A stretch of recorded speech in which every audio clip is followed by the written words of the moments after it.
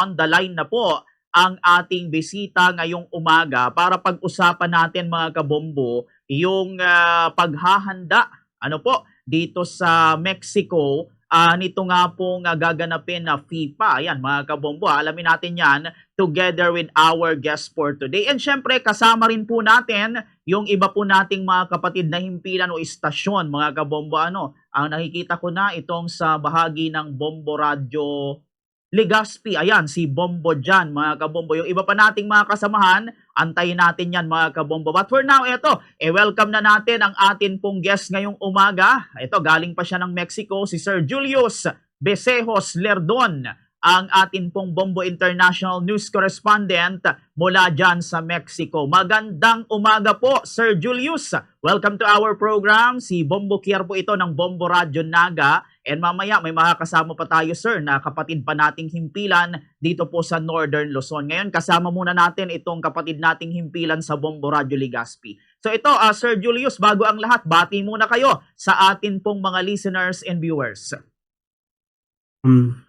Magandang araw po dyan sa Philippines. Buenos dias. And magandang gabi dito sa Mexico. Buenas noche.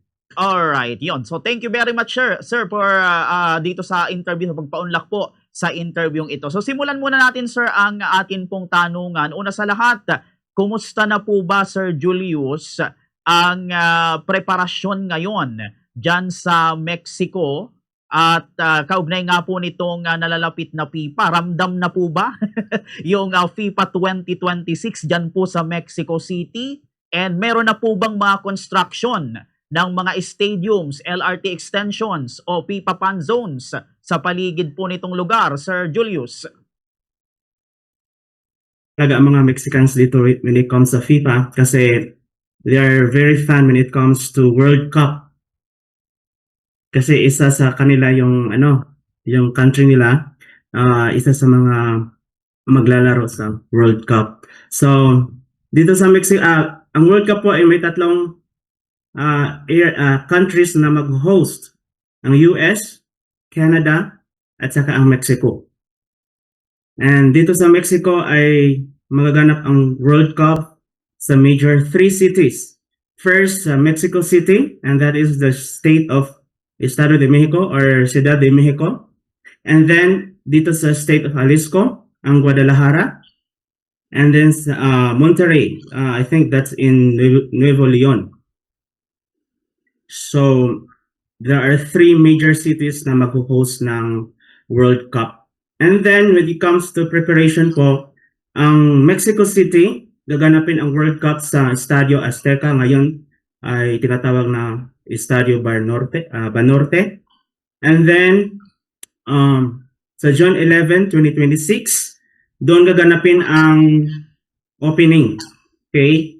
Kasi ang Mexico City is the center of Mexico, of course, capital city.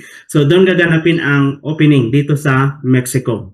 That will be on June 11, 2026. And then when it comes to preparation, of course, under construction, they're preparing the LED lighting at saka mga locker rooms, and then security cameras, and then Wi-Fi, and of course for the VIP section. So ang construction po ay ongoing ngayon kasi the Mexican government, they want to offer a modernized facilities. So yun po ang sa Mexico City, doon gaganapin ang World Cup opening ceremony. And then another venue ay ang Estadio Akron dito sa Guadalajara. The same na ginagawa nila doon sa Mexico City, may mga improvements sa transportations at saka yung mga security, and then FIFA operational zones, fan zones, and tourist facilities. Kasi ang World Cup is a big event yan all throughout the world. So posible na maraming mga tourists na pupunta dito sa Mexico. And then the other venue is yung Estadio BBVA, that would be sa Monterrey, okay, sa Nuevo Leon. And then ongoing pa rin ang construction. And then yung mga facilities as what I have said na they're going to they want to offer the modern facilities sa tinatawag na mga facilities dito. And then when it comes to transportation, ginagawa nila lahat na maging order, lalo na sa metro and shuttle coordination. And then of course, since it's a big event worldwide, ang kanilang tourism po ay nagpo-promote ng mga programs kasi hindi lang doon sa World Cup, of course, they have to offer something for the tourists na ang Mexico ay considered to be a very beautiful country. And then sa schedule ng World Cup po sa 2026, there will be tournaments, mga dates. Ang opening po ay June 11 and then it will end on July 19. So yun po ang sa construction po dito. So again, yung Mexico may 3 cities po, 3 stadiums, and then they wanted to have a modernized or facilities po para maging komportable po lahat, pati manglalaro at saka ang mga tourists. Okay po, yun. So bago tayo mag-proceed, Sir Julius, i-acknowledge lang natin kasi meron na akong nakikita itong mga kapatid po nating himpilan. Okay, mula po dyan sa Bombo Radio Tugigaraw, kapiling po natin, Sir Julius, si Bombo Nixon. Ayan, and sa Bombo Radio Dagupan naman, and dito po si Bombo Prami, and syempre si Bombo dyan po sa Bombo Radio Legazpi. Ito, sir, tuloy po tayo sa ating tanungan. Mga isang tanong na lang, sir, bago ko naman ibigay ang pagkakataon sa iba po nating mga kasama ngayon para makapagtanong. So ito, sir, bago or yamang hindi pa po dumarating yung mismong schedule ng FIFA, meron na po ba kayo, Sir Julius, nakikita ng mga branding ng FIFA 2026 sa streets, sa malls, or sa public transport? Sir Julius. Yes, meron na po kasi nandito pa ako ngayon sa Guadalajara, State of Jalisco. So yung area ko po is quite far from the city, but then one time nagpunta ko po doon, marami po na they are introducing the FIFA. As what I've told you na yung mga ang Mexicans, they're very excited, lalong-lalo na sa FIFA po. Even my students, they're very excited to witness this FIFA event. Opo. Ito, sir, isingit ko lang. Ito, last na talaga to, sir. Ito, para sa mga manonood, Sir Julius, na mga kapwa natin Pilipino, manonood dito sa FIFA, sa mismong schedule, magkano daw ba, sir, yung presyo ng accommodation at airfare sa mga host cities? may price gouging na po ba? At paano po ba nagre-react yung mga locals dito, Sir Julius? Kung from Philippines coming here, siguro mahal po yung pamasahe papunta dito sa Mexico. Kasi more or less nasa 100,000 yan. Yun, 100,000 back and forth. Kung makakamura, lalong-lalo na peak season po siya kasi ang FIFA po din ay mangyayari during vacation. Walang pasok po. Yeah, I think peak season po ito during June, July. Kasi magbabakasyon, hindi pa pala bakasyon ng mga estudyante. Kasi yung ano kasi namin, yung ng school year namin dito is iba sa school year sa labas. So hindi ko po kabisado kung yung school year sa labas kasi yung school year namin sa school, yung vacation namin is by July. So the same maybe is a peak season po, mas maaring mahal po yung pamasahe, lalong-lalo na pag ngayon po ang mag-book. So yan, kung pupunta kayo dito sa Mexico. Meron naman pong live stream sa YouTube. Okay po yun. So sa puntong ito, sir, ibibigay ko naman ang opportunity o ang spotlight sa iba po nating mga kasamahan, mga kapatid nating himpilan, para po makapagtanong din sa inyo. So unahin ko dito sa ating kapatid na himpilan, actually kalapit na himpilan. Dito muna tayo sa Bombo Radio Legazpi, Sir Julius. Diyan tayo sa bahagi ni Bombo Jan para makapagtanong din po sa inyo. So Bombo Jan, magandang umaga with your questions kay Sir Julius. Maraming salamat, Bombo Kier. Magandang umaga, Sir Julius. Magandang umaga rin sa ating mga kapatid na himpilan dyan sa Bombo Radio Dagupan at Bombo Radio Kawayan. Pinapakinggan ko, Sir Julius, yung mga nabanggit nyo po sa amin initially with Bombo Kier. Gusto ko lang maitanong kasi sabi nyo po may mga facilities na pinapaganda, may inaayos, talagang halos tuloy-tuloy yung preparation. Sa panahon ngayon, ano pong mga makabagong technology yung ginagamit ng Mexico for this kind of World Cup hosting? Lalong-lalo na when we say security measures at kamusta po? Available na rin ba yung mga tickets sa mga posibleng games na gagawin dyan? Ongoing po ang selling ng mga tickets po kasi ngayon may nagbibili na kaso lang yung mga locals dito ay nagre-react na medyo mahal. More or less nasa 10,000 Mexican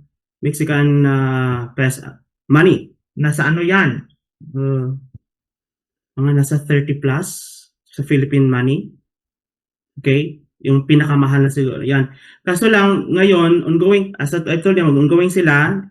Kada venue may may tinatawag na Wi-Fi, free Wi-Fi, and then CCTV. Yun, importante po yung facilities nila. Yung pag-install ng CCTVs for security reasons.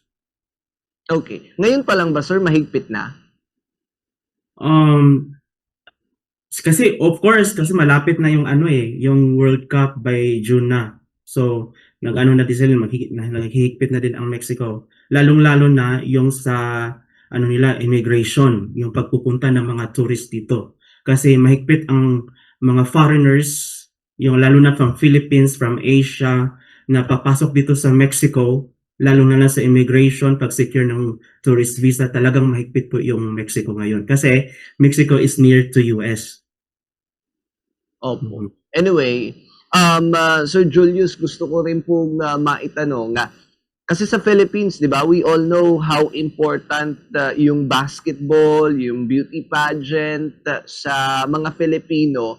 Diyan sa Mexico, for sure, dahil yan yung isa sa mga napili maging host ng FIFA World Cup. Talagang very important. How popular ba yung larong football diyan po sa inyo sa Mexico? Talagang popular po dito yung football sa basketball. Kasi ang Mexico, they have their own team also to compete sa World Cup. Talagang suportado talaga ng mga Mexicans yung football dito.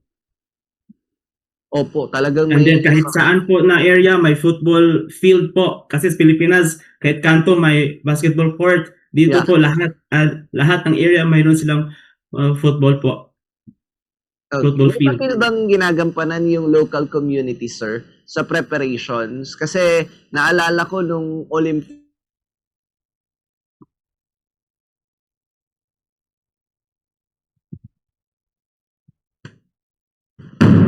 Okay, yun, balikan na lang natin mamaya si Bombo dyan sa linya. So sige, dito muna tayo Sir Julius sa iba pa nating kasamahan.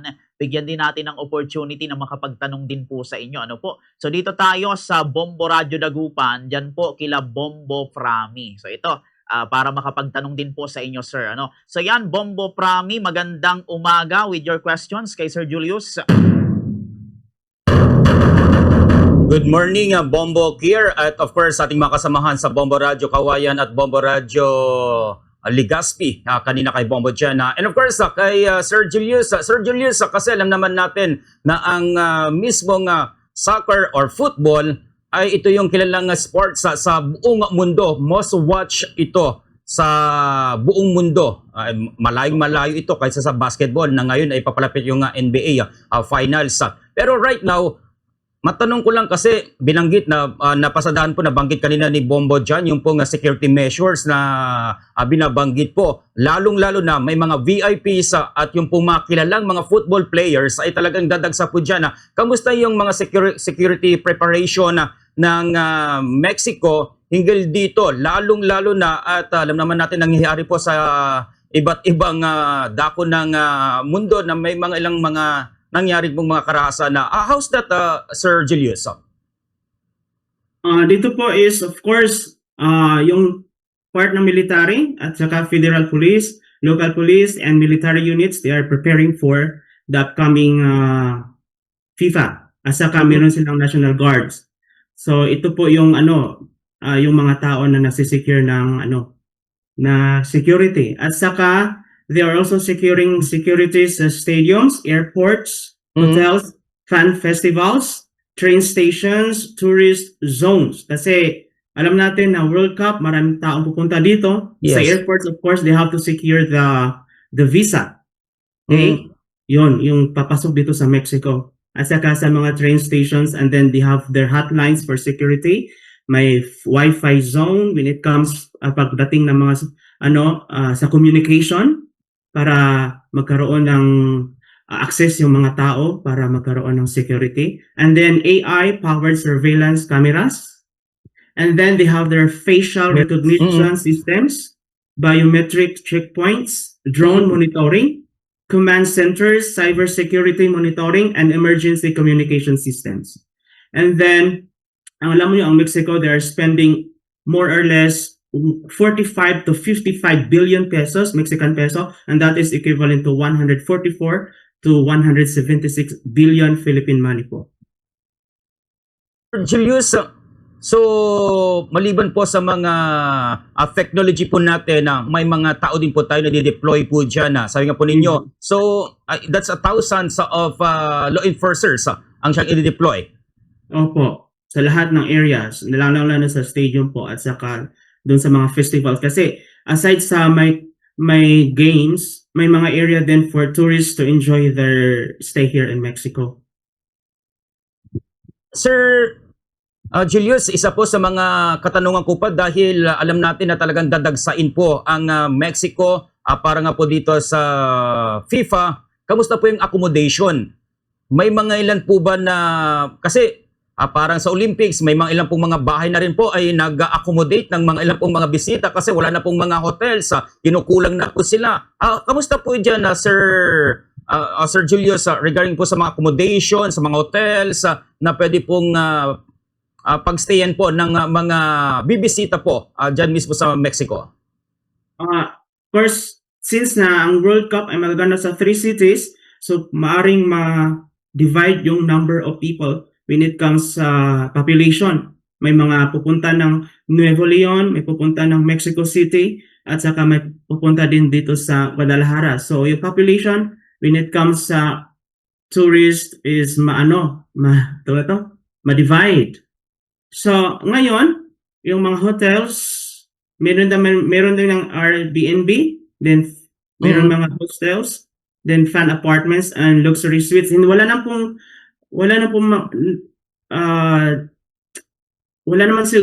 problema ngayon so far when it comes to accommodation. Pero yung mga players, meron silang sariling accommodation po. Medyo hindi po tayo maalam po dito nga po sa football team po ng Mexico. Sino-sino po ba yung mga kilalang football players diyan po sa Mexico na inaabangan po? Kasi alam naman po natin with the talagang kilalang pong mga football teams pupunta po diyan na talagang ito yung inaabangan po, sir. Kung titingnan natin yung sa World Cup history, ang famous na player talaga is Ronaldo and Messi. But then Yes. wala po dito nakaschedule ang Argentina sa Mexico. So, nakandito ay ang South Africa, Korea, and we have Colombia. We have from other European countries, pero wala dito yung hindi po ganapin yung play dito ng Portugal at saka ng Argentina. So dito sa Mexico, ang lagi nilang inaabangan itong dalawang players or France, Mbappe. So medyo hindi yung kumbaga yung mga players ng ibang countries hindi po masyado popular sa mga Meksikano. Kaya hindi lang, they are looking forward for the games, not for the players. And with that, Sir Julius, maraming salamat at yan lang mga katanungan na mula dito sa Bombo Radio Dagupan. Back to you, Bombo Care, at maraming salamat.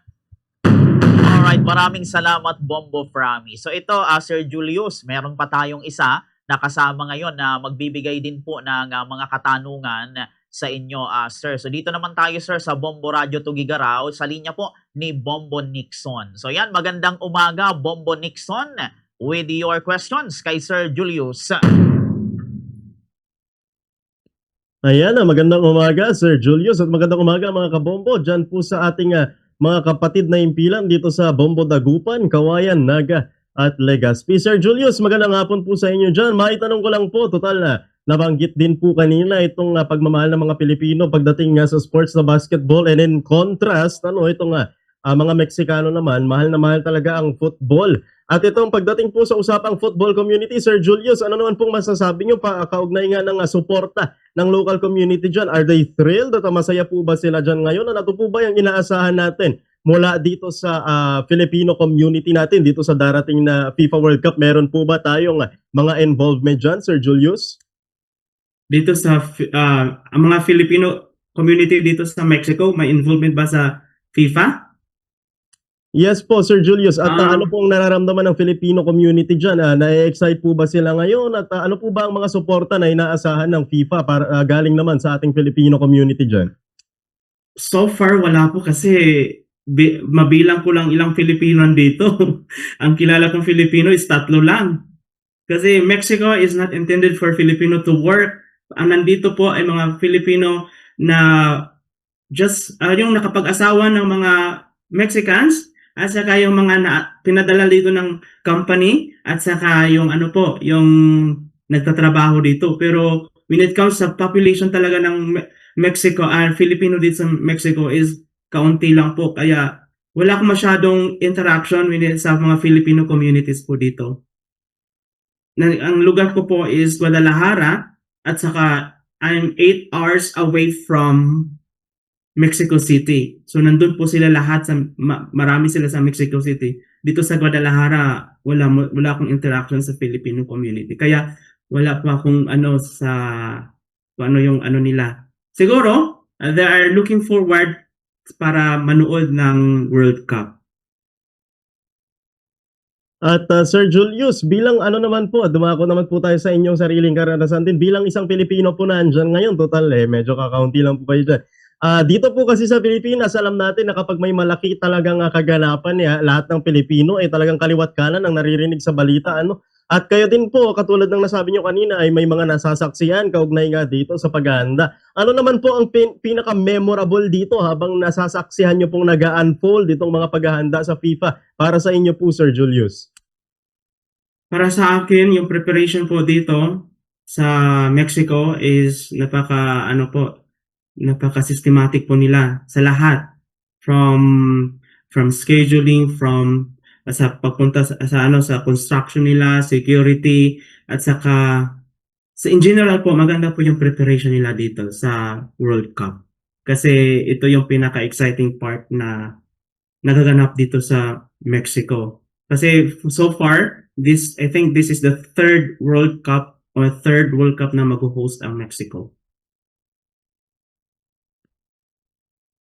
At bilang panguling katanungan po galing dito sa aming himpilan, meron po ba kayong mga mensahe po sa ating mga Pilipino na nais pong magpunta dyan upang makapanood nga nitong FIFA World Cup? Ano po ang mga posibleng asahan po ng mga kababayan natin na gustong pumunta dyan kung sakaling sila po ay matuloy na pumunta dyan para manood, Sir Julius? Okay. Kung pupunta po yung from Philippines papunta dito, I have to secure the visa and it's not easy to, again, hindi po madali magkakuha ng visa coming here in Mexico, especially ngayong season, kasi it will take time. But for those who have their visas already, so pag pupunta kayo sa Mexico, talagang mag-enjoy kayo. Not only the World Cup, but you can experience also the Mexican culture, their food, their tourist spots, at saka very welcoming yung mga Mexicans kasi Mexico is considered to be one of the friendliest countries all throughout the world. So mag-enjoy po sila dito, and then of course not only yung mga tourist spots, but in general they will experience the atmosphere of Mexico. Ayun, yun lamang po, Sir Julius. Maraming salamat po sa pagpapaunlak po sa amin dito sa Bombo Radio Philippines ng Panayam. Back to you, Kabombo. Okay, maraming salamat, Bombo Nixon. And balik sa akin, Sir Julius, pero ito, sir, mga isang tanong na lang, sir, bago tayo magtapos sa atin pong interview. Ito, i-follow up ko lang, sir, kayo po na mga Filipino community diyan, may plan po ba kayo sir na mag-organize ng mga viewing party o mga Pinoy booth, mga ganon? And meron na ba sir directives? Halimbawa kasi PIPA, may direktiba po bang binaba yung government diyan na sa PIPA kumbaga holiday tayo, mga gano'n, or kansilado muna yung mga trabaho. Kasi bibigyan natin ng daan yung FIFA para manood doon. May gano'n ba sir na directives? Wala po. And then when it comes to the Filipino community, yung Philippine consulate dito is lalong-lalo na during June 12, like, darating yung June 12. Nag-encourage sila ng mga Filipino communities na to gather. Okay? Mag-gather doon then to introduce the Filipino food and culture. So merong festival na namang magaganap. Yun po mangyayari doon sa Mexico City. Pero dito po sa lugar na kung saan ako ngayon is wala po talaga dito. Hindi ko po ma-experience yung ganon kasi malayo po ako talaga sa Mexico. Nandun po yung Philippine Embassy. At saka usually nagaganap po yung mga activities na yan doon sa Mexican Embassy. Okay po, yun. So ito sir, bago tayo magtapos, baka may Opo, bago tayo magtapos sir sa atin pong interview together with our sister station, baka may nakalimutan kami sir na itanong, may gusto kayong idagdag, and syempre paghikayat natin sa mga Filipino community or even yung mga taga dyan para saksihan itong makabuluhang event dyan sa Mexico, itong FIFA. Sige sir, bigay ko ulit sa inyo ang linya sa huling pagkakataon sir. Okay po. I am inviting everyone to come dito sa Mexico, lalong-lalo na yung mga from US. Kasi ang US may sarili silang World Cup eh. No, they also mag-host sila ng sarili ng World Cup doon. Isa sila sa mga host countries. From Asia, from Europe, pwedeng makapunta dito sa Mexico. And then from Philippines, kung makapunta po kayo dito, okay, welcome po kayo. And then, talagang mag-enjoy sila dito sa Mexico to enjoy the Mexican food. Kasi, ang Mexican culture and Philippine culture, meron pong similarity. May similarities. Kasi pag nandito po yung wala palang Pampanga dito. Kasi sa Pampanga, mayroong tamales which is originated here dito sa Mexico. Kasi yung Philippines at saka Mexico, we have relationship in our history during the Acapulco trading. So may may relationship ang Philippines at saka Mexico. So pag nandito kayo sa Mexico, parang nasa Pilipinas din kayo.